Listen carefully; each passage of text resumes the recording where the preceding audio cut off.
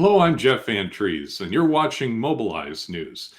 Today we have a very special guest. We have environmental attorney and activist Rob Bilott. Rob is just an absolute legend in the environmental community now. He is known as the worst nightmare for the chemical industry, particularly Dupont.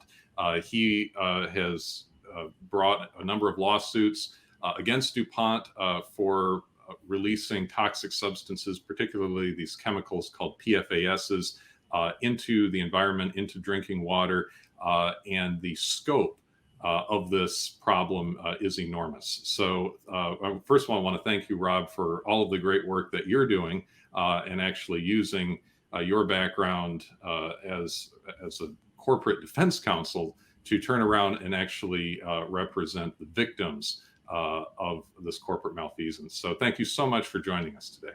Oh, thanks so much. It's really a pleasure to be here. Thank you for having me. So let's start out with, if you can tell us about the movie, the critically acclaimed movie, Dark Waters. Mark Ruffalo plays you.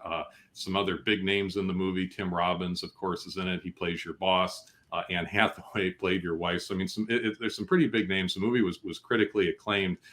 And you had a cameo in it, as well as some of the victims also had cameos in it that had suffered birth defects as a result of ingesting these toxic substances. Can you tell us how accurate was the film?